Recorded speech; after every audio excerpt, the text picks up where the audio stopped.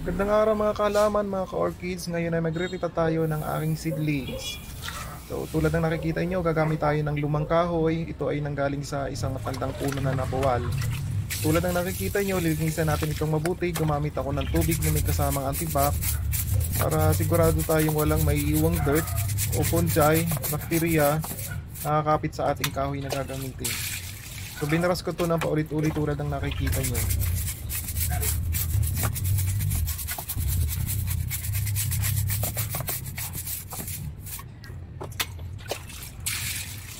At ayan nga, pagkatapos natin linisin, ngayon naman ay gagamit ako ng torch para ito ay sunugin at tuyuin.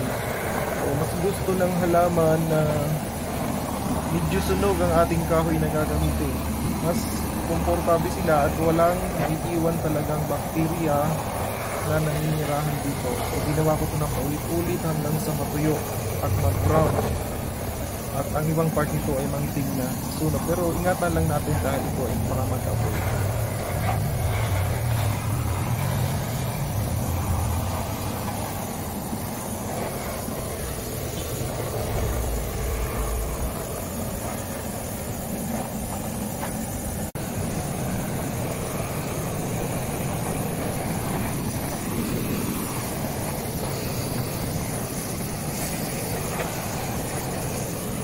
At ngayon nga ay handa na ang ating kahoy na gagamitin. Dito natin ikakapit ang ating mga seedlings.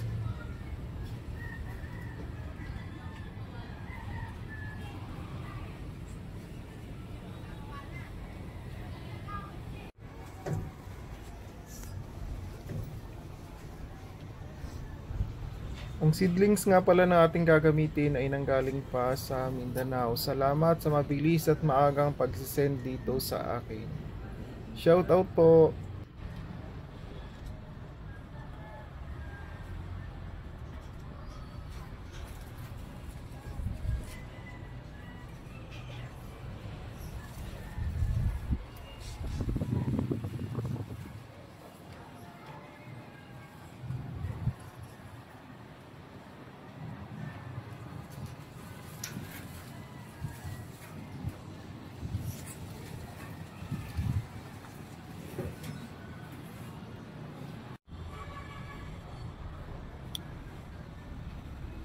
Yan guys, fresh from Davao, bagong ripat ang aking seedling.